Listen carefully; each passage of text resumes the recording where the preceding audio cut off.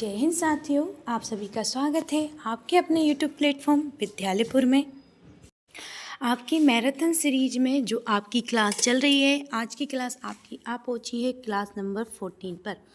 आज की क्लास में हम सारे क्वेश्चंस और भी आगे के मिक्स्ड क्वेश्चन करते हुए चलेंगे।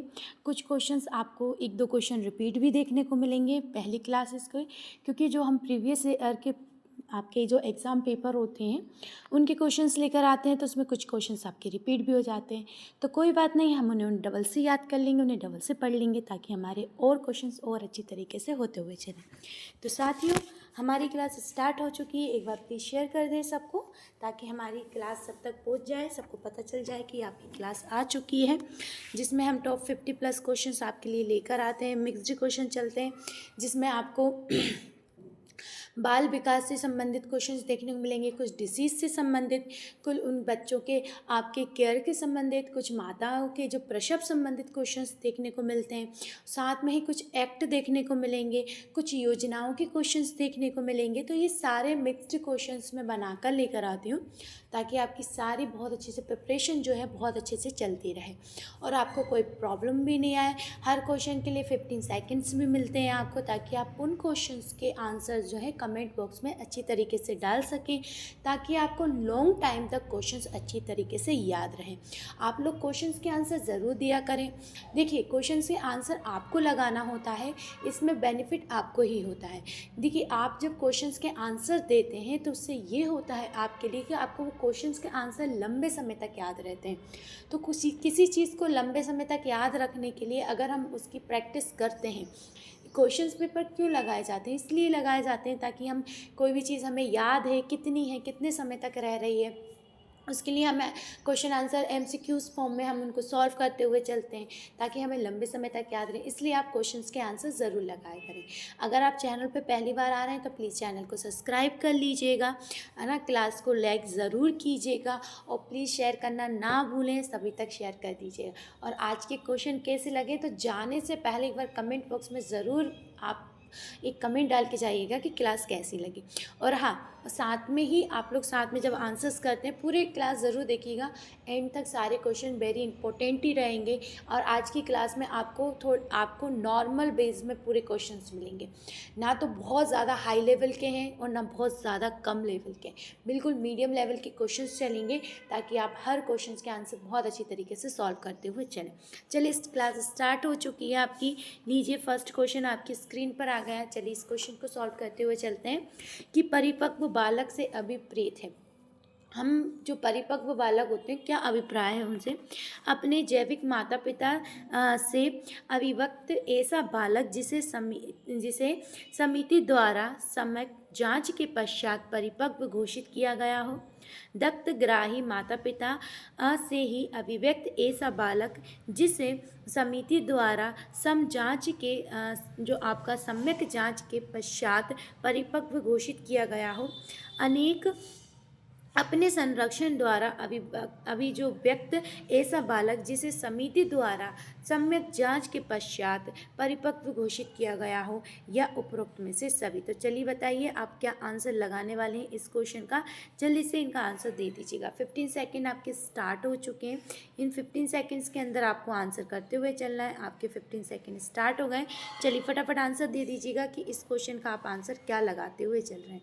आपको जल्दी से देना है। परिपक्व बालक के बारे में पूछा है, इसका आंसर लगाते हुए चलिएगा कि आप आंसर क्या दे रहे हैं। जल्दी जल्दी आंसर कमेंट बॉक्स में डाल दीजिएगा। 15 सेकंड्स आपके ख़त्म होने वाले। 15 सेकंड बहुत जल्दी निकल जाते हैं। तो इस क्वेश्चन का जो राइट आंसर हो जाएगा option number D is the right answer. आपके क्वेश्चन नंबर जो फर्स्ट में आज लेकर आई हूँ, इसका पूछा क्या गया है आपका जो परिपक्व बालक होता है वो क्या होता है। देखिए, अपने जैविक माता पिता उसे घोषित करें, समिति द्वारा घोषित करें, या दत्तग्राही अभिव्यक्त जो होते हैं वो उसे घोषित करें, या संरक्षण जो अभिग्राही होते हैं वो भी अगर घोषित कर दें। तो बालक, देखिए, माता पिता के जैविक माता पिता के पास होता है, या कोई उसे संरक्षण, अगर माता पिता नहीं है किसी कारणवश तो जैविक संरक्षण में रहेगा। जैविक माता पिताओं के जैविक जो, या तो किसी ने गोद लिया हो तो उसके संरक्षण में रहेगा। चलिए नेक्स्ट क्वेश्चन पे चलते हैं। दत्त ग्रहण से अभिप्रेत। अब दत्त ग्रहण किसे कहते हैं? दत्तक ग्रहण जो होता है, जो दत्तक पुत्र होते हैं अपन आपने देखा होगा, उसी पूछ रहा है दत्तक ग्रहण किसे कहते हैं। ऐसी प्रक्रिया जिसके माध्यम से दत्तक बालक को अपने जैविक माता पिता से स्थायी रूप से अलग कर दिया जाता है। ऐसी प्रक्रिया जब वह अपने दत्तक माता पिता का ऐसा सभी अधिकार विशेषाधिकारों और उत्तरदायित्व सहित जैविक बालक बन जाता है। मतलब यह है कि अगर कोई ने उसे गोद लिया है तो उनकी जो भी प्रॉपर्टी होगी, जो भी सब कुछ होगा, उनका जैविक बालक बन जाता है, उनको सब कुछ उसी का हो जाता है, मतलब वो अपना पुत्र मान लेते हैं। उपरोक्त में से दोनों या इनमें से कोई नहीं। चलिए इस क्वेश्चन का आंसर दीजिएगा। 15 सेकंड है आपके पास, जल्दी से आंसर लगा दीजिएगा इस क्वेश्चन का कि इस क्वेश्चन का आप आंसर क्या लगा रहे हैं। सभी लोग आंसर दीजिएगा, कमेंट बॉक्स में आंसर डालते हुए भी चलिएगा। कोई भी ये नहीं है कि आप आंसर नहीं दे रहे, सबको नेसेसरी है आंसर्स देना। देखिए सब लोग आंसर देंगे तभी तो हम आप लोग अच्छी तरीके से उस चीज़ क्वेश्चन को याद रख पाएंगे, लॉन्ग टाइम तक उस चीज़ को कर पाएंगे। चलिए आंसर दे दीजिएगा फटाफट। तो इस क्वेश्चन का जो राइट आंसर हो जाएगा ऑप्शन नंबर क्या हो जाएगा, सी राइट आंसर। देखिए अगर वो बालक किसी कारणवश अपने माता पिता से अलग हो गया तो भी आप जैविक माता पिता से अलग हो गया हो या तो उसे हम दत्तक कहेंगे, मतलब कोई उसे दूसरे माता पिता मिल गए हों, अगर अनाथ हो गया बचपन में तो उसे किसी ने गोद ले लिया तो वो दत्तक माता पिता। और जो दत्तक माता पिता होते हैं उनका सारा जो अधिकार क्षेत्र है अगर वो बच्चे के अधिकार मतलब बच्चों को भी मिल रहा है तो वो भी दत्तक पुत्री कैसा हो जाएगा, फिर आपका जैविक हो जाएगा। नेक्स्ट क्वेश्चन पे चलते हैं। बालक से अभिप्रेत है ऐसा व्यक्ति, अब बताइए बालक किसे कहेंगे, जिसके 7 वर्ष की आयु पूरी कर चुका हो, जिसने 12 वर्ष की आयु पूरी ना की हो, जिसने 16 वर्ष की आयु पूरी ना की हो, जिसने 18 वर्ष की आयु पूरी ना की हो। अभी मैंने जब लास्ट क्वेश्चन क्लास में आपसे क्वेश्चन पूछा था कि किशोर किसे कहेंगे, और एक बार आपसे क्वेश्चन आ चुका है वयस्क किसे कहेंगे, तो अब पूछ रहा है बालक से अभिप्रेत क्या है, मतलब बालक किसे कहेंगे। चलिए अब इसका आंसर दीजिएगा। जिसने की 7 वर्ष आयु पूरी हो चुकी हो, पूरी ना की हो। देखिए जिसने 7 वर्ष की आयु पूरी ना की हो, जिसने 12 वर्ष की आयु पूरी ना की हो, जिसने 16 वर्ष की आयु पूरी ना की हो, या जिसने 18 वर्ष की आयु पूरी ना की हो। चलिए आपके जो 15 सेकेंड से चल ही रहे हैं, आप फटाफट दे दीजिएगा आंसर, क्या आंसर लगा रहे हैं इस क्वेश्चन का। सबको ही आंसर करना है, फटाफट कर दीजिएगा इस क्वेश्चन का आंसर क्या लगा रहे हैं। तो इस क्वेश्चन का जो राइट आंसर हो जाएगा ऑप्शन नंबर डी हो जाएगा। जिसने अपनी 18 वर्ष की आयु पूरी ना की हो उसे हम बालक कहेंगे। क्या कहेंगे, बालक। चलिए नेक्स्ट क्वेश्चन पे चलते हैं। बालक न्यायालय से अभिप्रेत, अब बताइए बालक न्यायालय से अभिप्रेत है कैसा, अब बताइएगा कि बालक अधिकार संरक्षण आयोग अधिनियम 2005 के अधीन स्थापित कोई न्यायालय हो, लैंगिक अपराधों से बालकों का संरक्षण अधिनियम आपका 2012 के अधीन कोई विशेष न्यायालय हो, या उपरोक्त में से सभी। अब आप आंसर दीजिएगा, ये दोनों ही सही है या नहीं है, जल्दी से आंसर दे दीजिएगा इसका।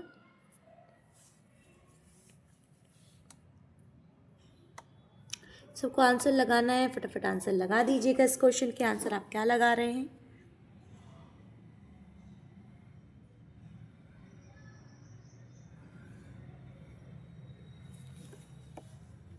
चलिए तो इस क्वेश्चन का जो राइट आंसर हो जाएगा ऑप्शन नंबर डी हो जाएगा। क्या हो जाएगा, ऑप्शन नंबर डी, मतलब ये दोनों ही ऑप्शन क्या है, सही। नेक्स्ट क्वेश्चन चलते हैं।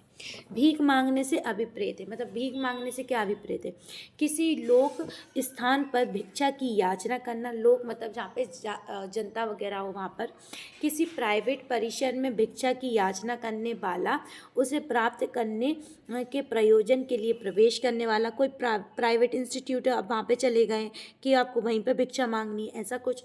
भिक्षा अभिप्राप्त करने का उद्देश्य जो है वो प्राप्त करने का, वो अपने या किसी अन्य व्यक्ति का अंगीविकार या रोग को आपका अभिदर्शित करना, यानी कोई बीमार है तो वो अपन जैसे कि आपके घर में बीमार है कोई व्यक्ति, अब आपके पास पैसे नहीं है तो आप क्या कहाँ जा रहे हैं, तो आपने अपने बगल वाले पड़ोसी से मांगा भाई हमारी ट्रीटमेंट हो जाए, उसके बाद हमारे पास आ जाएंगे तो हम रिटर्न कर देंगे, ऐसा कुछ है, या उपरोक्त में सभी, इन सभी को भिक्षा कहेंगे, या इनमें से किसी एक ऑप्शन में से जो भिक्षा का अभिप्रेत होगा वो सही होगा। चलिए आंसर दे दीजिएगा, 15 सेकंड स्टार्ट हो चुके हैं आपके। चलिए से आंसर दे दीजिएगा कि इस क्वेश्चन का आंसर आप क्या लगाते हुए चल रहे हैं, फटाफट आंसर लगा दीजिएगा इस क्वेश्चन का। सबको आंसर करना है, फटाफट आंसर करते हुए भी चलेंगे सब लोग। चलिए, इस क्वेश्चन का जो राइट आंसर हो जाएगा ऑप्शन नंबर डी हो जाएगा। इन सभी को मतलब किसी लोक स्थान पर भी आप भिक्षा की याचना करें। आपने देखा होगा जब ट्रैफिक लग जाता है तो वहाँ पे बहुत सारे छोटे छोटे बच्चे आपको भिक्षा मांगने आते हैं, या आप कहीं ऐसे धार्मिक स्थलों पर जा रहे हैं तो वहाँ पे कोई भिक्षावृत्ति बेटे होते हैं, मतलब जो भिक्षापन देते हैं उनको, या आप किसी ऐसी जगह पे जा रहे हैं जहाँ बहुत सारे लोग इकट्ठे होते हैं, वहाँ पे कोई भिक्षा मांगता है। और भिक्षा मांगने के भी अलग अलग तरीके होते हैं, कोई गाना गाता है, या कोई नॉर्मली मांगता है, या किसी कारणवश मांगता है। फिर इसके बाद कोई प्राइवेट इंस्टीट्यूट में कोई मांगने वाला हो, है ना, प्राइवेट तरीके से, यानी लोन, आप किसी से लोन अब मैं बोल रही हूँ मतलब किसी से उधार ले लेना, ये भी भिक्षावृत्ति टाइप्स का होता है। या किसी उद्देश्य के कारण आप भिक्षा मांग रहे हैं, उद्देश्य है आपका कि आप कोई बीमार है या किसी संकट में है या किसी कारणवश आपको मांगना पड़ रहा है, तो ये सभी भिक्षा में आते हैं। बोर्ड से अभिप्रेत है, बोर्ड मतलब बताइए, बोर्ड क्या होता है? धारा 3 के अधीन किशोर बोर्ड का पूछा है आपसे, किशोर बोर्ड से अधीन है कि धारा 3 के अधीन गठित किशोर न्याय बोर्ड, धारा 4 के अधीन गठित किशोर न्याय बोर्ड, ये किशोर न्याय बोर्ड के बारे में पूछ रहा है आपसे, और धारा 5 के अधीन गठित किशोर चयन बोर्ड, या धारा आपका ये भी न्याय है, और धारा 6 के अधीन गठित किशोर न्याय बोर्ड। अब इसका आंसर दीजिएगा कि किशोर न्याय बोर्ड क्या है, किस धारा के अंतर्गत किशोर न्याय बोर्ड का गठन किया जाता है। ये क्वेश्चन पूछ रहा है, इसका आंसर दीजिएगा कि किस धारा के अंतर्गत किशोर न्याय बोर्ड का गठन किया जाता है। तो इसका राइट आंसर हो जाएगा ऑप्शन नंबर एफ, यानी आपके धारा 4 के अंतर्गत किशोर न्याय बोर्ड का गठन किया जाता है, धारा 4 के अंतर्गत, ये आप याद रखिएगा। अब धारा 4 के अंतर्गत है, सब लोग आंसर लगाते हुए चल रहे होंगे, और आपने भी, आई होप आप लोगों ने भी एफ ही लगाया होगा। बताइए, बाल संरक्षण और अंतः निर्देशित दत्तक ग्रहण की बात बाह्य योग संबंधित हो, कन्वेंशन 1993 के अधीन उसका रूप मान्यता प्राप्त सरकारी विभाग है।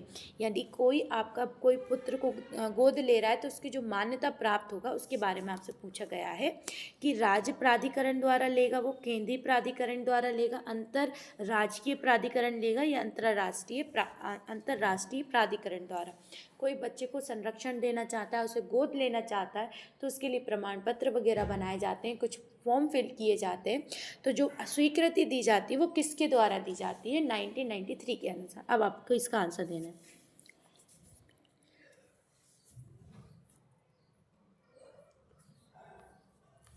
इसका आंसर दीजिएगा, क्या आंसर लगा रहे हैं आप?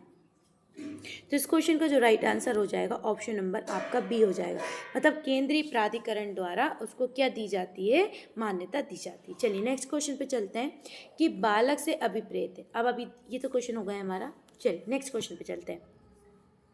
बालक आपका, एक मिनट, चलिए ये क्वेश्चन करते हैं। बालक देखरेख संस्था के अंतर्गत आता है। अब बताइए, बालक किस संस्था के अंतर्गत आता है? खुला आश्रम एवं आपका संप्रेषण गृह, विशेष गृह एवं सुरक्षा स्थान, उपरोक्त में से सभी और इनमें से कोई नहीं। अब आंसर दीजिएगा इसका, क्या आंसर दे रहे हैं आप कि बालक देखरेख संस्था किसके अंतर्गत आती है? खुला आश्रय या एवं संप्रेषण गृह के अंतर्गत आती है, या विशेष आपका गृह एवं आपका सुरक्षा स्थान के अंतर्गत आती है, उपरोक्त में से दोनों या इनमें से कोई नहीं। चलिए जल्दी से आंसर लगा दीजिएगा इस क्वेश्चन का। आपको सबको आंसर करना है, कमेंट बॉक्स में आंसर डालते हुए भी चलिएगा आप लोग कि क्या आंसर आपका आ रहा है। चलिए, तो इस क्वेश्चन का जो राइट आंसर हो जाएगा वो हो जाएगा ऑप्शन नंबर सी, दोनों, मतलब वो खुला आश्रय संप्रेषण के अंतर्गत भी आता है और विशेष एवं सुरक्षा स्थान के अंतर्गत भी आता है। चलिए नेक्स्ट क्वेश्चन पे चलते हैं। समिति से अभिप्रेत है। अब जो आपकी बाल गृह समिति होती हैं वो किसके अंतर्गत गठित होती हैं? आपसे पूछा गया है। धारा 26 के अधीन गठित, या धारा 21 के अंतर्गत, या धारा 28 के अंतर्गत, या धारा 29 के अंतर्गत। चलिए अब आंसर दे दीजिएगा।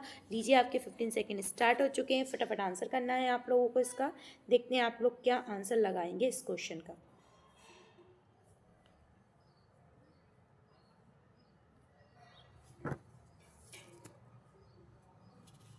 आंसर लगाइएगा इस क्वेश्चन का, आंसर क्या लगाने वाले हैं आप?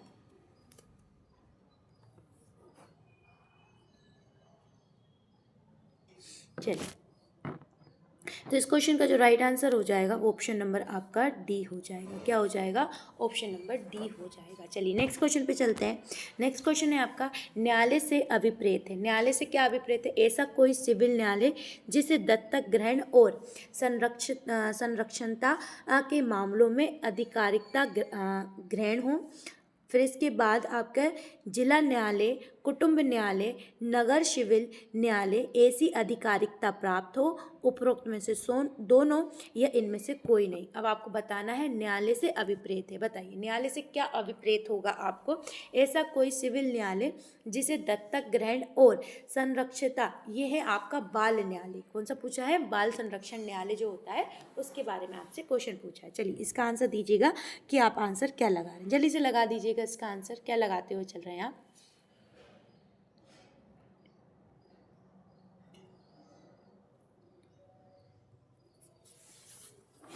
तो इस क्वेश्चन का जो राइट आंसर हो जाएगा ऑप्शन नंबर आपका सी हो जाएगा।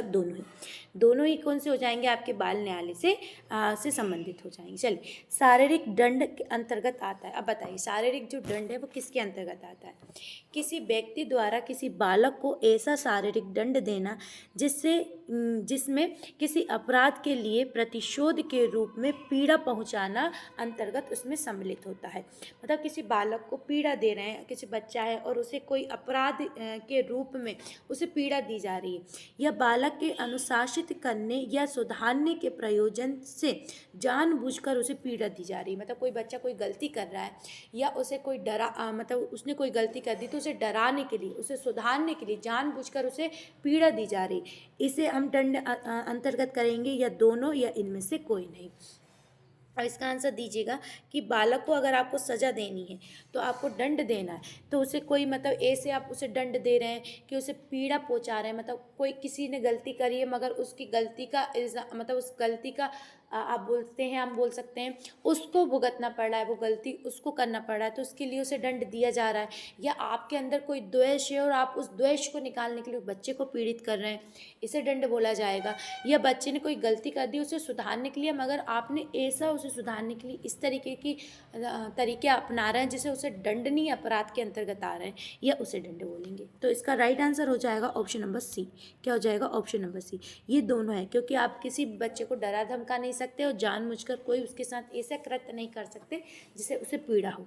नेक्स्ट क्वेश्चन पे चलते हैं। किशोर से अभिप्रेत है। बताइए किशोर से क्या अभिप्रेत है?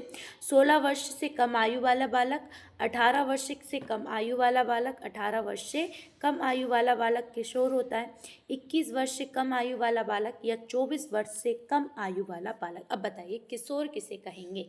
किशोर पूछा है अभी तक उसने। अब बताइए किशोर किसे कहेंगे? चलिए से आंसर दीजिएगा, किशोर किसे कहेंगे? आपका 16 वर्ष की कम आयु का बालक, 18 वर्ष की कम आयु का बालक, 21 वर्ष से कम आयु का बालक, या आपका 24 वर्ष से कम आयु का बालक किशोर कहा जाएगा। किसे कहेंगे किशोर? तो इसका राइट आंसर हो जाएगा आपका ऑप्शन नंबर बी। क्या हो जाएगा? Option number B. Next question पे चलते हैं। आपका अंतर्देशीय दत्तक ग्रहण के संबंध में निराशेद प्रमाण पत्र किसके द्वारा जारी किया जाता है? अंतर्देशीय पूछा है। केंद्र सरकार, राज्य सरकार, केंद्रीय दत्तक ग्रहण स्त्रोत प्राधिकरण, उपरोक्त में से सभी। चलिए इनके आंसर लगा दीजिएगा। इस क्वेश्चन का आंसर क्या लगा रहे हैं? फटाफट आंसर लगाते हुए चलेंगे, सब लोग आंसर देते हुए भी चलेंगे। एक बार आप भी क्वेश्चन ज़रूर रीड करा करें कि उसमें क्या लिखा है। चलिए इस क्वेश्चन का राइट आंसर हो जाएगा ऑप्शन नंबर डी, सभी के द्वारा। तो अंतर्देशीय दत्तक ग्रहण जो आपका निराशेद जो होता है प्रमाण पत्र, वो आपका केंद्र सरकार, राज्य सरकार, केंद्रीय दत्तक ग्रहण स्त्रोत जो आपका प्राधिकरण है उसके द्वारा, सबके द्वारा दिया जाता है। किशोर न्यायालय बालकों की देखरेख और संरक्षण अधिनियम 2015 के अनिवासी भारतीय किसे कहा जाएगा? तो अनिवासी भारतीय किसे कहा जाएगा? वह व्यक्ति जो भारत में जन्मा है किंतु विदेश में निवास करता है, वह व्यक्ति जो विदेश में रहता है किंतु उसे भारत की नागरिकता चाहिए, वह व्यक्ति जिसके पास भारतीय पासपोर्ट है और वर्तमान में वे 1 से अधिक वर्ष से विदेश में रह रहा हो, उपरोक्त में से सभी। अब बताइए इसका आंसर क्या लगाएंगे आप? आपसे पूछा है किशोर न्यायालय अधिनियम 2015 के अंतर्गत अनिवासी भारतीय किसे कहेंगे। अनिवासी भारतीय पूछा है उसने, किसे कहेंगे।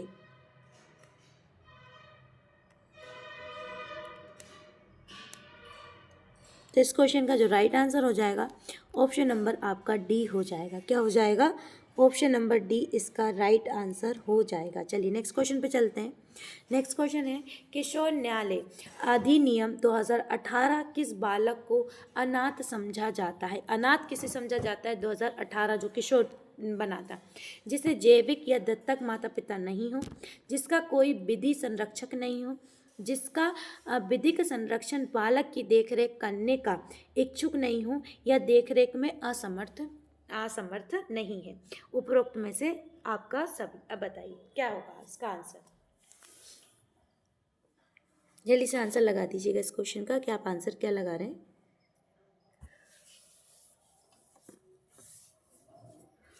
तो इस क्वेश्चन का जो राइट आंसर हो जाएगा ऑप्शन नंबर डी हो जाएगा। ये सभी देखिए, अगर जैविक माता पिता या दत्तक माता पिता नहीं है तो भी हम उसे अनाथ कहेंगे, या आपका जैविक कोई विधि संरक्षक नहीं है तो भी कहेंगे, या आपका जो विधि संरक्षक कोई मतलब समर्थ ही नहीं है उसे रखने के लिए, और है भी कोई मतलब उसके परिवार का फैमिली मेम्बर है मगर उसे रख नहीं रहा है तो भी उसे अनाथ ही कहेंगे। चलिए नेक्स्ट क्वेश्चन पे चलते हैं।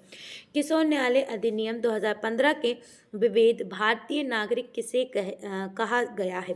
अब बताइए भारतीय नागरिक, अभी पूछा है किसे नहीं कहा जा सकता, अब पूछा है किसे कहा गया। अब बताइएगा, वह व्यक्ति जो भारतीय नागरिक अधिनियम 1955 के अधीन राष्ट्रीय स्वीकृत हो। फिर इसके बाद दूसरा पूछा है वह व्यक्ति जो आपका जिसे विदेश में नागरिकता मिल गई हो वो भारतीय नागरिक नहीं होगा। वह व्यक्ति जिससे विदेशी व्यक्ति जिसके माता पिता या पूर्व पूर्ण भारतीय के हों वो भी आपका भारतीय नागरिक होगा। वह विदेशी व्यक्ति जिसका जन्म भारत में ही हुआ हो तो भी वो भारतीय कहलाएगा। अब बताइए इसमें से कौन सा ऑप्शन गलत होगा। देखिए, अभी हमने थोड़ी देर पहले ये क्वेश्चन सॉल्व करा था तो उसमें ये बोला था अनिवासी। अब पूछ रहा है वो आपसे यहाँ पे इस क्वेश्चन में कि भारतीय नागरिक किसे कहेगी, है ना। ये अधिनियम के अंतर्गत आ रहे हैं। मैंने बोला था कुछ एक्ट और अधिनियम भी हम पढ़ते हुए चलेंगे, ये उन्हीं के अंतर्गत आने वाले क्वेश्चन। चलिए इन्हें सॉल्व करिएगा जल्दी से। क्या क्वेश्चन है कि आंसर सॉल्व कर रहे हैं आप।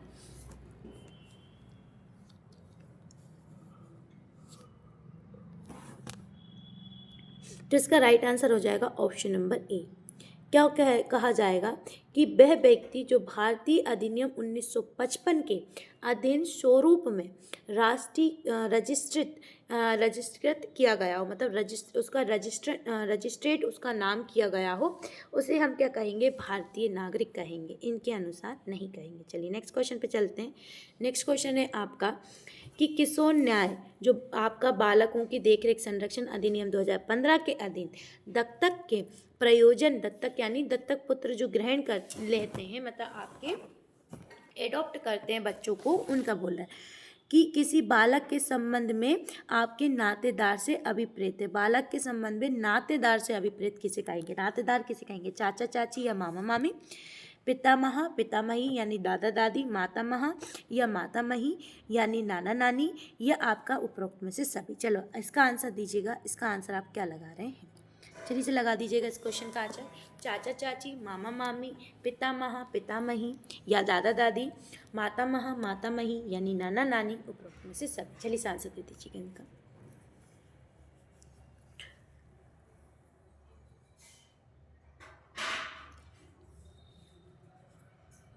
चलिए इसका राइट आंसर हो जाएगा ऑप्शन नंबर डी, उपरोक्त में सभी को नातेदार कहेंगे। चलिए नेक्स्ट क्वेश्चन चलते हैं। अधिनियम के प्रशासन के अनुसारित किए जाने वाले आपके साधारण सिद्धांत के बारे में उपबंध किए गए हैं। आपका ये किशोर न्यायालय से संबंधित ही है। अधिनियम जो आपका है उसका ही संबंधित पूछा गया है। तो जो सिद्धांत, साधारण सिद्धांत के उपबंध किस धारा के तहत किए गए? साधारण सिद्धांत के उपबंध धारा 3, धारा 4, धारा 5 या धारा 6। अब इसका आंसर दीजिएगा। साधारण सिद्धांत उपबंध किस धारा के अंतर्गत किए गए? जल्दी से आंसर दे दीजिएगा इसका।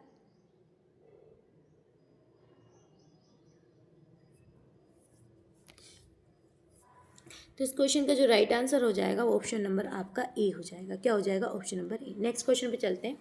किशोर न्याय बालकों की देखरेख संरक्षण अधिनियम 2015 की धारा 3 में कौन सा सिद्धांत दिया गया है? आपको पूछा गया है कौन सा सिद्धांत दिया गया है। चलिए नेक्स्ट क्वेश्चन पे चलते हैं। आपका ये क्वेश्चन है धारा 3 के अनुसार कौन सा सिद्धांत दिया गया है। अब देखो साधारण सिद्धांत के जो दिए गए थे, क्वेश्चन पूछे गए थे साधारण सिद्धांत किस में दिया है? धारा 3 में।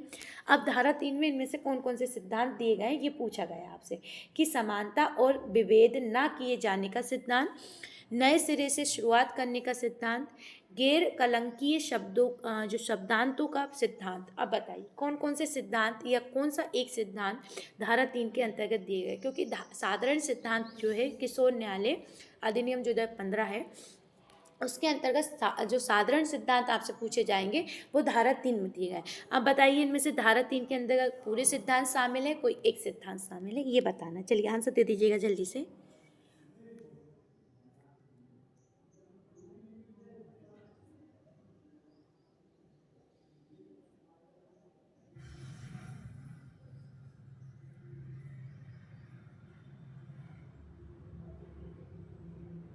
तो इस क्वेश्चन का जो राइट आंसर हो जाएगा ऑप्शन नंबर आपका कौन सा हो जाएगा? बी, नए सिरे से शुरुआत करने का सिद्धांत दिया गया है। क्या दिया गया है? नए सिरे से शुरुआत करने का सिद्धांत। देखो किशोर न्यायालय 2015 अधिनियम के अनुसार किशोर न्याय बोर्ड, कौन सा बोला है?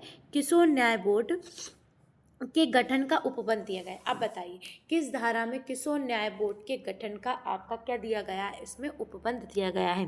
धारा 3 में साधारण सिद्धांत दिए गए हैं, धारा 4, धारा 5 या धारा 6। अब बताइए क्या कौन सा आपका अधिनियम दिया गया है?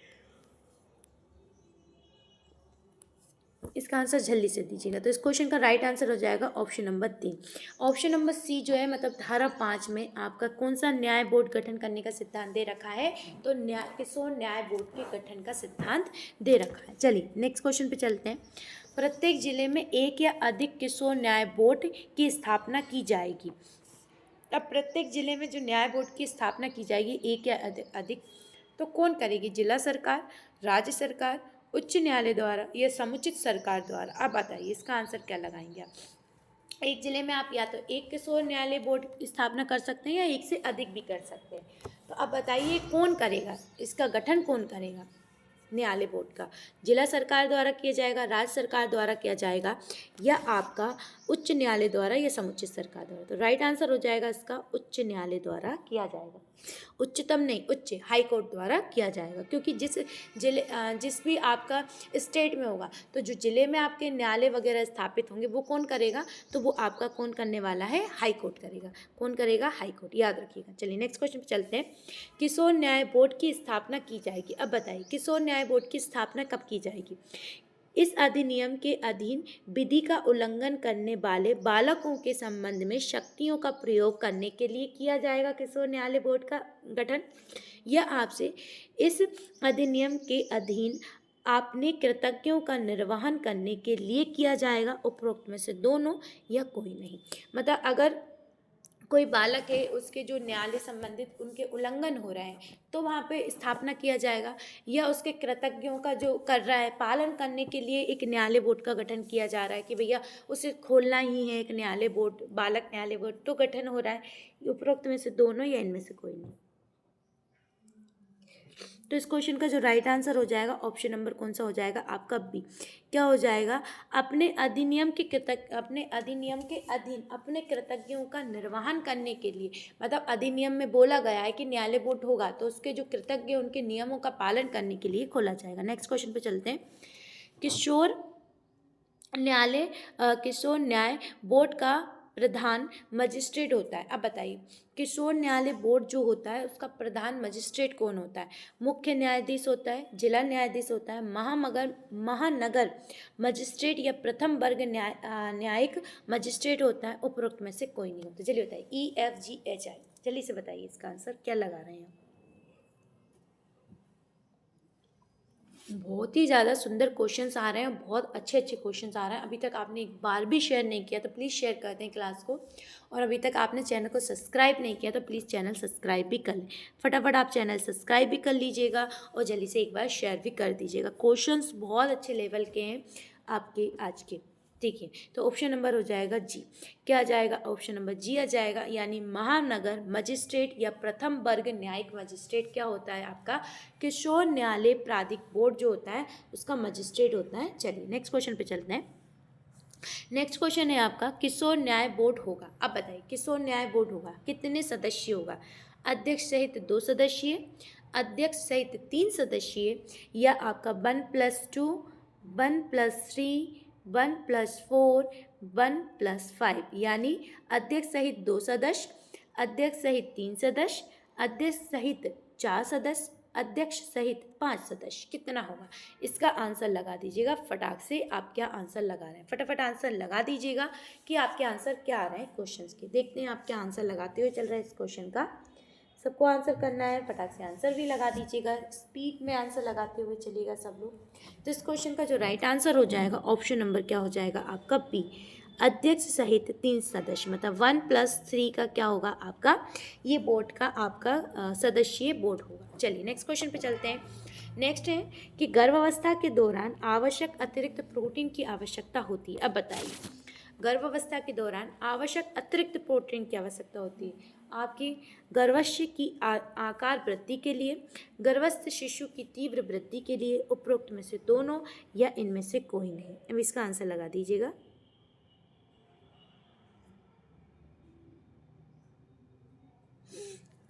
कि अगर आप प्रोटीन अधिक मात्रा में लेंगे तो क्यों ज़रूरत पड़ेगी प्रोटीन की अधिक मात्रा में? गर्भाशय की आकार वृद्धि के लिए, क्या गर्भाशय का आकार में वृद्धि हो इसलिए, कि गर्भस्थ शिशु की तीव्र वृद्धि हो इसलिए, या उपरोक्त में से दोनों या इनमें से कोई?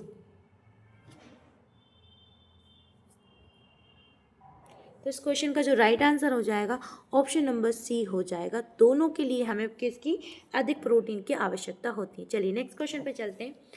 आपका प्रोटीन, वसा और कार्बोहाइड्रेट को कभी कभी कहा जाता है। अब बताइए प्रोटीन, वसा और कार्बोहाइड्रेट को कभी कभी क्या कहा जाता है? निकटस्थ मूल तत्व कहा जाता है, महत्वपूर्ण मूल तत्व कहा जाता है, प्राथमिक मूल तत्व कहा जाता है, या उपरोक्त में से कोई नहीं कहा जाता है?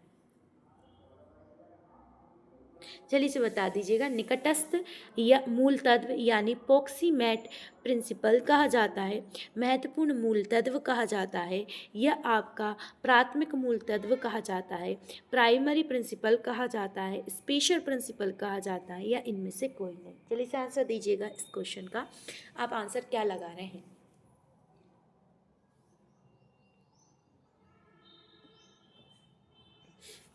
आपको जो 15 सेकंड दिए जा रहे हैं इनका यूज़ करिए और कमेंट बॉक्स में आंसर जरूर डालते हुए चलिएगा।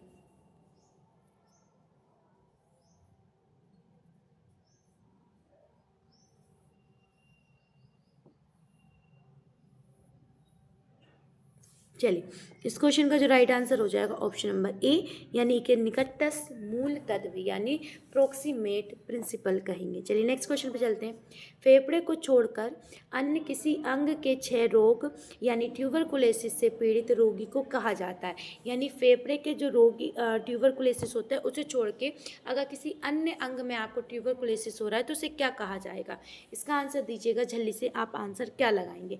एक्स्ट्रा पल्मोनरी टीबी केस कहेंगे, या फेफड़ों की टीबी कहेंगे, उपरोक्त में से दोनों कहेंगे, या एल्कोहलिक टीबी कहेंगे? जल्दी से इसका आंसर दे दीजिएगा कि आप इसका आंसर क्या लगा रहे हैं। फटाफट आंसर दे दीजिएगा इस क्वेश्चन का।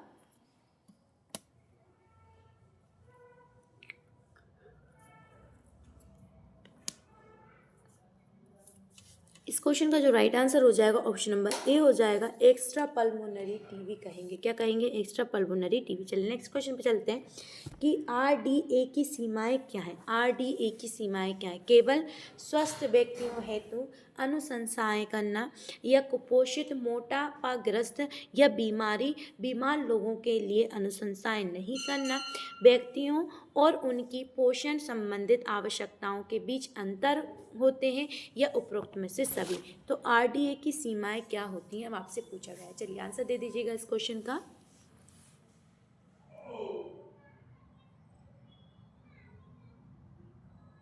जल्दी से लगा दीजिएगा कि इस क्वेश्चन का आंसर आप क्या लगाते हुए चल रहे हैं। सबको लगाना है, फटाफट कमेंट बॉक्स में आंसर डाल दीजिएगा कि इस क्वेश्चन का आंसर क्या होने वाला है आपका।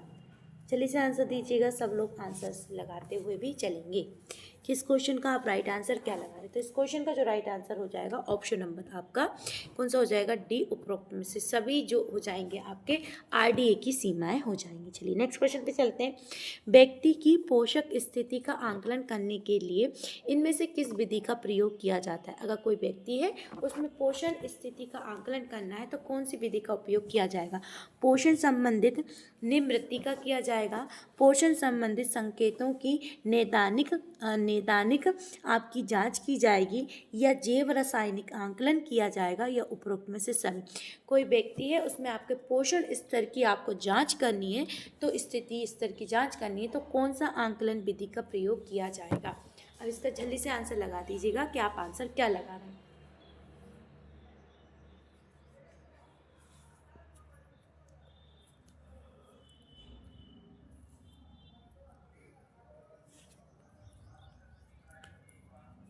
जल्दी से आंसर लगा दीजिएगा क्या लगा रहे हैं। तो इसका राइट आंसर हो जाएगा ऑप्शन नंबर डी, सभी की तरह। पोषण संबंधित जो विधियाँ होंगी उनका भी प्रयोग करेंगे हम। पोषण संबंधित संकेतों के नैदानिक जो आपके क्लिनिकल होता है उसकी जांच करवाई जाएगी, जैव रासायनिक आंकलन भी किया जाएगा, उपरोक्त में से सभी। चलिए नेक्स्ट क्वेश्चन पे चलते हैं। ICDS योजना के अंतर्गत 6 वर्ष तक की आयु वाले बच्चों को दिए जाने वाले प्रोटीन की मात्रा होती है। अब 6 ICDS के अनुसार पूछा है, और 6 वर्ष की आयु तक के जो बच्चे होते हैं उन्हें बच्चों को प्रोटीन की जो मात्रा होती है वो कितनी दी जाती है। 8 से 10 ग्राम प्रोटीन दिया जाता है, 15 ग्राम, 12 ग्राम, या आपका 20 ग्राम प्रोटीन दिया जाता है। जल्दी से आंसर लगाइएगा कितने ग्राम प्रोटीन दिया जाता है।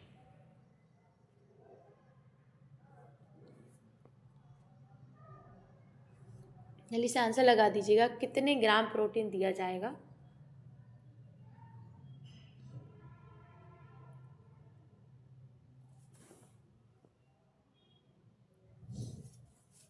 जिसका राइट आंसर हो जाएगा आपका ऑप्शन नंबर ए।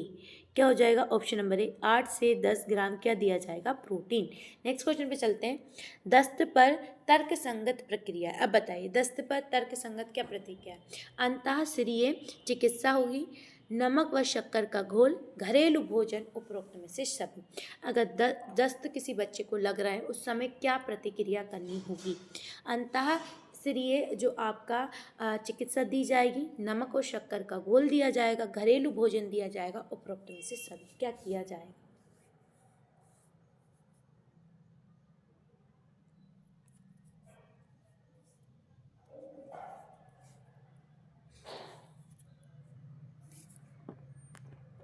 तो राइट आंसर हो जाएगा उपरोक्त में सभी। देखिए अंतःशिरीय मतलब जो आपका इंट्रावीनस जो आपकी चिकित्सा होती है वो भी आपको दिया जाएगा इंट्रावीनस। फिर इसके बाद नमक और शक्कर का घोल जो ORS घोल होता है बच्चों को जो मिलता है, दस्त वगैरह डिहाइड्रेशन हो जाता है, पानी की कमी हो जाती है इसके कारण। और घरेलू भोजन उनके हल्का फुल्का भोजन, हल्का फुल्का मतलब ऐसा कि जिसे दलिया हुआ, ताकि वो खा सकें उसे, या तो फिर उस बच्चा किस तरीके का भोजन खाना पसंद कर रहा है तो उसे दिया जाए। और फिर इसके बाद आपका मतलब ऐसा भोजन ना दिया जाए तो उसकी दस्त की क्रिया बढ़ जाए, उससे ऐसा भोजन दिया जाए जिससे दस्त थम जाए। चलिए नेक्स्ट क्वेश्चन पे चलते हैं कि गर्भावस्था के दौरान फोलिक अम्ल युक्त अनुपूरकों का सेवन का जोखिम घटता है। अब बताइएगा तंत्रिका, नाल दोष, घेंगा, मधुमेह, उपरोक्त में से सभी।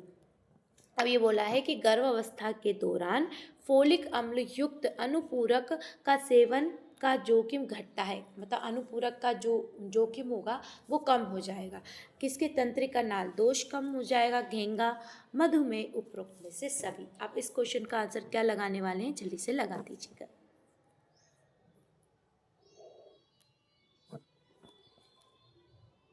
जल्दी से आंसर लगा दीजिएगा इस क्वेश्चन का आप आंसर क्या लगा रहे हैं। तो इस क्वेश्चन का जो राइट आंसर हो जाएगा ऑप्शन नंबर क्या हो जाएगा, ए। तो आपका जो तंत्रिका नाल दोष होता है, मतलब न्यूरल ट्यूब जो आपका डिफेक्ट होता है, इसका जोखिम क्या हो जाता है, कम हो जाता है। चलिए नेक्स्ट क्वेश्चन पे चलते हैं कि जो आपका संचरणशील रोगों के नियंत्रण में किसी रोग के संबंध में संग रोग की अवधि का निर्धारण आपका द्वारा किया जाता है। जो भी निर्धारण है वो किसके, संचरणशील मतलब जो फैलने वाले रोग होते हैं, रोग अवधि के रूप में किया जाता है, वाहक अवस्था के रूप में किया जाता है, रोगो दमन अवधि के रूप में किया जाता है, ये संक्रमणशील संक्रमकता अवधि के रूप में किया जाता है। आपका कोई रोग फैल रहा है, संचरणशील रोग है, उसके नियंत्रण के लिए किसी रोग के संबंध में संगरोग की अवधि जो होती, संगरोग मतलब वो कितनी देर में फैल रहा है, क्या हो रहा है उसमें, क्या क्या उसमें हो रहा है, तो उस अवधि को क्या कहा जाएगा, आपका रोग की अवधि कहा जाएगा, वाहक अवस्था कहा जाएगा, रोग दमन अवधि कहा जाएगा, या संक्रमणशीलता कहा जाएगा, या संक्रमकता अवधि कहा जाएगा, क्या कहा जाएगा, इसका आंसर दे दीजिएगा। जल्दी से आंसर लगा दीजिएगा, इस क्वेश्चन का आप आंसर क्या लगा रहे हैं।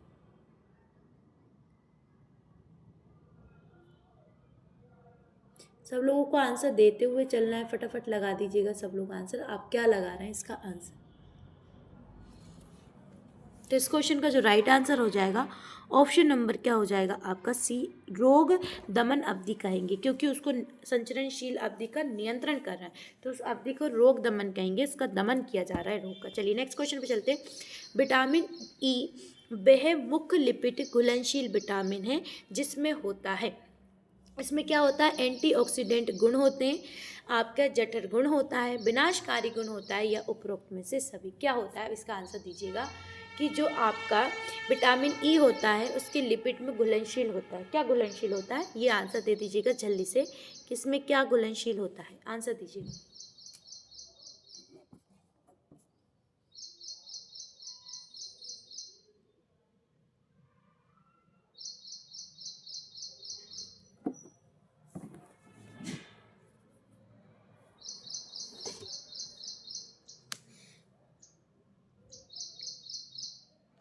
तो इसका राइट आंसर हो जाएगा आपका ऑप्शन नंबर, है ना, क्या हो जाएगा, एंटीऑक्सीडेंट गुण हो जाएगा, कौन सा हो जाएगा, एंटीऑक्सीडेंट गुण हो जाएगा। चलिए नेक्स्ट क्वेश्चन पे चलते हैं। इनमें से किसे आप इनमें से किसे छोड़कर अन्य कारणों के कारण चेचक या स्मॉल पॉक्स का उन्मूलन हो पाया था। अब आपको ये बताना है, एक कारण छोड़कर बाकी अन्य कारण सही है, एक कारण गलत है, जिसके कारण इन जो स्मॉल पॉक्स जो आपका चेचक है उसका उन्मूलन नहीं हो पाया था। लंबी रोग दमन अवधि, अतिरिक्त मानव भंडार नियंत्रण, पाचनता में सरलता, शक्तिशाली वैक्सीन। अब बताइए चेचक का जो टीका है किसने खोजा था, ये आपका क्वेश्चन पूछा गया है, जल्दी से इसे कमेंट बॉक्स में डाल दीजिएगा कि चेचक के टीके की खोज किसने की थी। इसका आंसर देखते हैं कौन लगाता है, कि चेचक के टीके की खोज किसने की थी, इसका आंसर दीजिएगा। इस क्वेश्चन का आंसर आप क्या लगा रहे हैं, जल्दी से आंसर दे दीजिएगा, इस क्वेश्चन का क्या लगाते हुए चल रहे हैं। सबको आंसर करना है, फटाफट आंसर कर दीजिएगा कि इस क्वेश्चन का आंसर क्या लगाएंगे आप। तो इस क्वेश्चन का जो राइट आंसर हो जाएगा ऑप्शन नंबर बी हो जाएगा, अतिरिक्त मानव भंडार। मतलब बहुत ज़्यादा जनसंख्या फैल रही थी, एक ये कारण था जिसके कारण इसका हम बोल सकते हैं नियंत्रण नहीं, उन्मूलन नहीं हो पा रहा था। बाकी अन्य कारणों से सबसे, जैसे लंबी रोग दमन अवधि, पाचनता में सरलता, है ना, शक्तिशाली वैक्सीन, इनमें से किसी एक अन्य कारण चेचक का उन्मूलन हो पाया था। अब बताइए, अतिरिक्त मानव भंडार नियंत्रण, मतलब आपने अगर मानव भंडार का नियंत्रण कर लिया है तो आपके किसका रोग दमन का उन्मूलन हो पाया था। चलिए नेक्स्ट क्वेश्चन पे चलते हैं।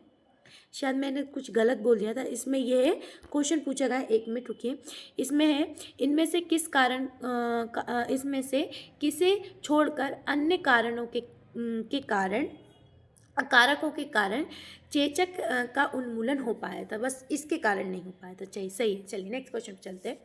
राष्ट्रीय पोषण संबंधित रक्त अल्पता नियंत्रण कार्यक्रम में रक्त अल्पता की रोकथाम एवं उपचार करने पर लक्षित है। अब आपको बताना है, राष्ट्रीय जो पोषण संबंधित रक्त अल्पता नियंत्रण कार्यक्रम चलाए गए थे उसमें रक्त अल्पता की रोकथाम से एवं उपचार के लिए लक्षित था। क्या लक्षित था, स्वस्थ व्यक्ति, वयस्क पुरुष, गर्भवती महिला, उपरोक्त में से कोई नहीं। अब बताइए, अगर रक्त अल्पता से सबसे ज़्यादा किसे खतरा रहेगा, एक स्वस्थ व्यक्ति को रहेगा, एक वयस्क व्यक्ति को रहेगा, या गर्भवती माता को रहेगा। अब इसका आंसर दीजिएगा, इजी क्वेश्चन है, ज़्यादा डिफिकल्ट नहीं है। अब इसका आंसर जल्दी से लगा दीजिएगा कि आप आंसर क्या लगा रहे हैं, जल्दी जल्दी सब लोग लगा दीजिएगा आंसर्स। तो इस क्वेश्चन का जो राइट आंसर हो जाएगा ऑप्शन नंबर सी हो जाएगा, गर्भवती। याद रखिएगा कि रक्त अल्पता से सबसे ज़्यादा नुकसान किसको होगा, गर्भवती महिला को होगा। अगर उसके पास रक्त की कमी है तो उनकी मृत्यु भी हो सकती है, और बच्चे का आपका समय से पूर्व प्रसव हो जाएगा, बच्चे में आपके पोषण तत्वों की कमी पड़ जाएगी। तो ये रक्त अल्पता के कारण कितने सारे नुकसान हो सकते हैं। चलिए नेक्स्ट क्वेश्चन पे चलते हैं। नेक्स्ट क्वेश्चन है आपका कि गर्भावस्था में से पहले तथा उसके दौरान पोषण स्थिति खराब होने के गंभीर दीर्घकालीन प्रभाव होते हैं।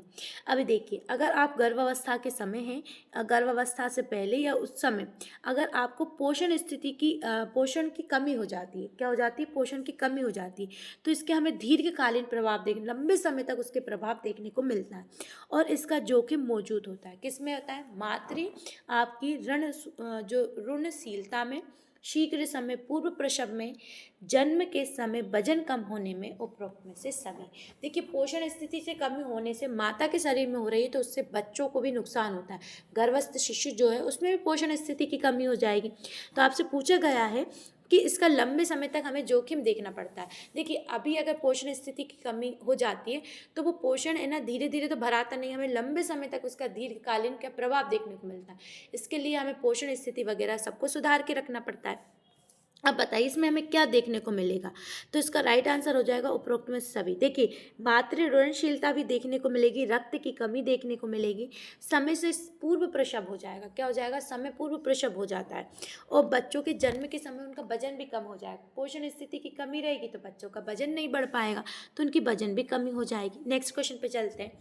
ऊर्जा असंतुलन से उत्पन्न होने वाली दो स्थितियां बताइए। अगर आपके शरीर में ऊर्जा का असंतुलन हो रहा है तो उसके कारण दो कमी आपको बताना है, मोटापा और दीर्घकालीन ऊर्जा न्यूनता, हेजा और डिप्थीरिया, टाइफाइड और मलेरिया, खसरा और ट्यूबरकुलोसिस। अब बताइए ऊर्जा की कमी होने से आपको क्या देखने को मिलेगा, जल्दी से इनका आंसर लगा दीजिएगा।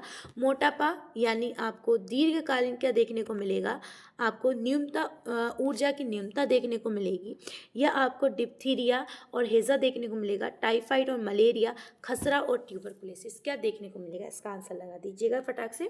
तो इस क्वेश्चन का जो राइट आंसर हो जाएगा ऑप्शन नंबर क्या हो जाएगा, आपका ए हो जाएगा। क्या हो जाएगा, option number A is the right answer, question number आपका जो दिया है। चलिए नेक्स्ट क्वेश्चन चलते हैं।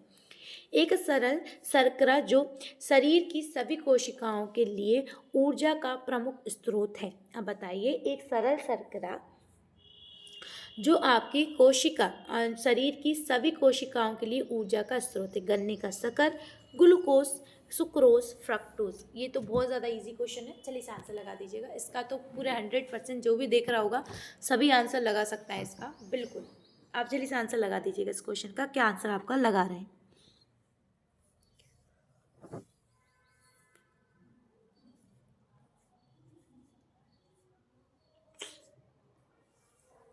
चलिए, तो इस क्वेश्चन का जो राइट आंसर हो जाएगा ऑप्शन नंबर क्या हो जाएगा आपका, ग्लूकोज। क्या हो जाएगा, ऑप्शन नंबर ग्लूकोज इसका राइट आंसर हो जाएगा। चलिए नेक्स्ट क्वेश्चन चलते हैं। स्तनपान आपका विषाणु संक्रमणों जैसे के विरुद्ध प्राकृतिक प्रतिरक्षा की अवधि को लंबा कर देता है।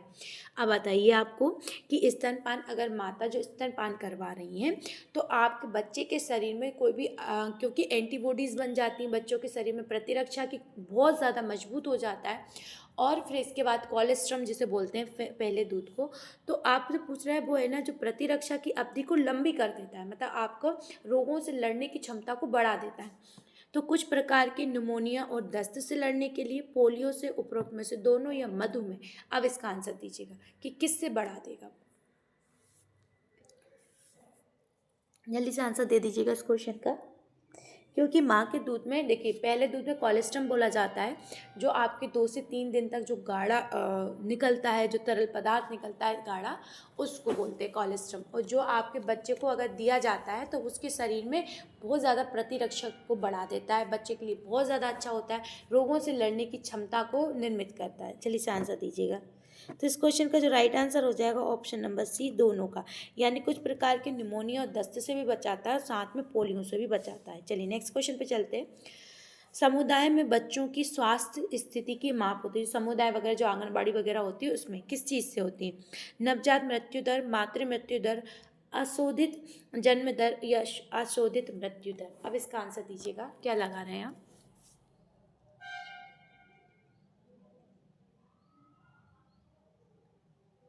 इस क्वेश्चन का आंसर सबको देना है, तो राइट आंसर हो जाएगा इसका। तो इस क्वेश्चन का राइट आंसर हो जाएगा क्वेश्चन नंबर ए। तो क्या हो जाएगा आपका ऑप्शन नंबर ए हो जाएगा, नवजात मृत्यु दर। चलिए नेक्स्ट क्वेश्चन पे चलते हैं। गर्भवती स्त्री को अपने आहार में इनमें से किस प्रकार के भोजन से बचना चाहिए। अब बताइए कि गर्भवती जो स्त्री है वो अब भोजन ग्रहण करे तो उसे किस प्रकार का भोजन करना चाहिए और किस प्रकार के भोजन से बचना चाहिए।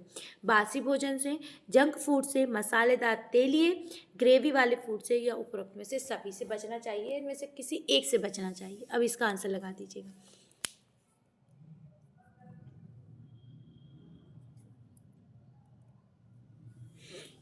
चलिए जल्दी से आंसर दे दीजिएगा। इस क्वेश्चन का आंसर क्या होगा आपका, फटाफट आंसर लगा दीजिएगा। इस क्वेश्चन का आंसर क्या लगा रहे हैं आप। तो इस क्वेश्चन का जो राइट आंसर हो जाएगा ऑप्शन नंबर डी हो जाएगा। क्या हो जाएगा ऑप्शन, देखिए बासी भोजन नहीं करना चाहिए, जंक फूड बाहर के नहीं खाना, ज़्यादा मसालेदार ऑयली अगर खाना खाएंगे तो एसिडिटी की प्रॉब्लम हो जाएगी, और गर्भावस्था के समय एसिडिटी, गैस वगैरह की प्रॉब्लम होना बहुत ज़्यादा अच्छा नहीं रहता, हानिकारक रहता है। तो इसलिए इन सारी चीज़ों से बचना चाहिए। चलिए नेक्स्ट क्वेश्चन पे चलते हैं।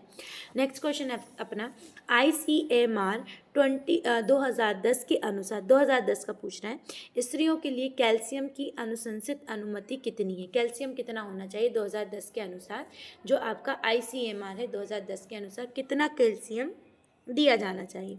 600 मिलीग्राम दिन में, 600 मिलीग्राम प्रतिदिन, 300 मिलीग्राम प्रतिदिन, आपका 700 मिलीग्राम प्रतिदिन। जल्दी से आंसर दीजिएगा।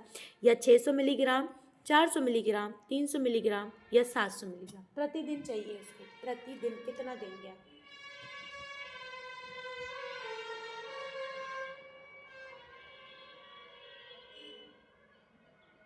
तो इस क्वेश्चन का जो राइट आंसर हो जाएगा वो हो जाएगा ऑप्शन नंबर आपका ए, 600 मिलीग्राम प्रतिदिन। कितना, 600 मिलीग्राम आपको प्रति डे, मतलब आपको डेली देना होगा।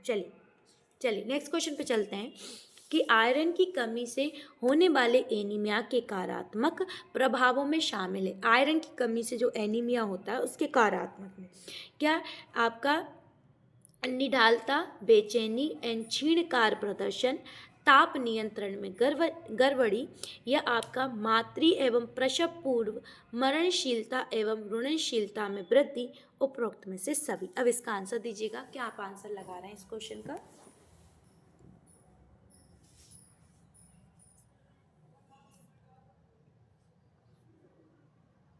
जल्दी से आंसर दीजिएगा। इस क्वेश्चन का आप आंसर क्या लगाएंगे।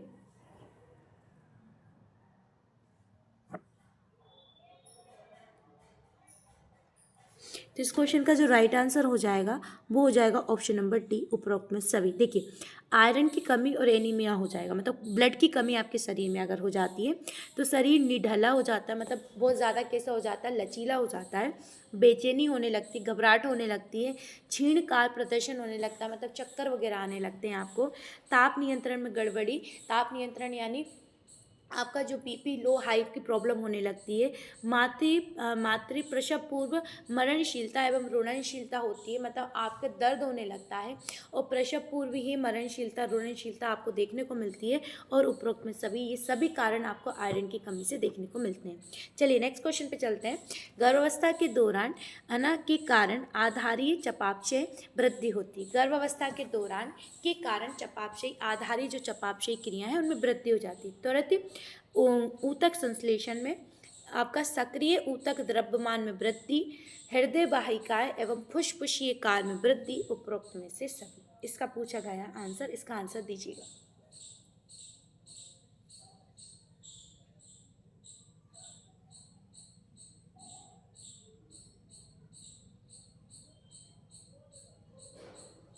तो राइट आंसर हो जाएगा इसका ऑप्शन नंबर डी।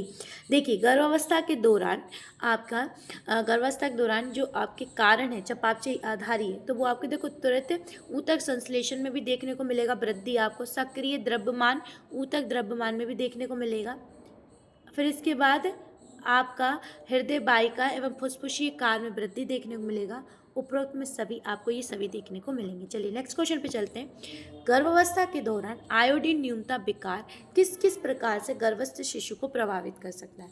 अब बताइए, आयोडीन की कमी है आपके शरीर में, क्या उससे तंत्रिका तंत्रीय जो आपका क्रेटिना जो होता है वो देखने को मिलेगा, मुख बधिरता देखने को मिलेगा, भेंगापन देखने को मिलेगा। उपरोक्त में सभी ये आयोडीन की कमी के कारण आपसे पूछा गया। चलिए इसका आंसर लगा दीजिएगा। आयोडीन की कमी के कारण क्या लगाएंगे इसका आंसर, जल्दी से लगा दीजिएगा इस क्वेश्चन का आंसर। तो इसका जो राइट आंसर हो जाएगा उपरोक्त में से सभी हो जाएगा। आयोडीन की कमी के कारण आपको ये सब देखने को मिलेगा। शाकाहारी माता में किसकी कमी आपको संभावना होती अधिक, किसकी कमी देखने को मिलती है, vitamin B12, vitamin C, vitamin A या आयरन। तो आयरन की आपको गोलियाँ दी जाती है माता को जिससे एनीमिया से जो खतरा है उससे बचा जा सके। विटामिन B12, विटामिन C खट्टे फलों से हमें मिल जाता है। विटामिन ए आपको किससे मिलता है, लाल फलों से, ज़्यादातर गाजर से आपको मिल जाता है। तो इन चीज़ों से आपको देखना है। और आंखों से संबंधित रोग संबंधित जो भी आए तो विटामिन ए के कारण आपको देखने को मिलता है। स्कर्वी वगैरह विटामिन सी के कारण देखने को मिलती है। चलिए इसे आंसर लगा दीजिएगा कि माताओं में गर्भस्थ अवस्था के समय शाकाहारी माता में आपको विटामिन B12 की कमी ज़्यादा देखने को मिलती है। जो शाकाहारी माता होती है उनमें B12 की कमी देखने को मिलती है। तो चलिए हम आगे चलते हैं। चलिए आज की क्लास हमारी कंप्लीट होती है, पूरे हमारे क्वेश्चंस कंप्लीट होते हैं। क्लास कैसी लगी आपको ज़रूर बताइएगा और आपका बहुत बहुत थैंक यू कि आपने लास्ट तक सारे क्वेश्चंस को कंप्लीट करते हुए चले। तो आज की क्लास कैसी लगी एक बार कमेंट बॉक्स में कमेंट करके ज़रूर बताना है। और साथ ही में आपको अगर अभी तक आपने शेयर नहीं करा तो प्लीज़ शेयर कर दीजिएगा। क्लास को लाइक करना ना भूलें। चैनल को सब्सक्राइब नहीं किया तो प्लीज़ चैनल सब्सक्राइब कर लें। इसी तरह अभी हमारी एग्ज़ाम की जो डेट भी आगे बढ़ गई है, तब तक हमारी क्लासेस चल रही है और ज़्यादा रिवीजन हमें करने को मिल जाएगा। तो आज के लिए बस इतना ही, फिर मिलते हैं साथियों। जय हिंद।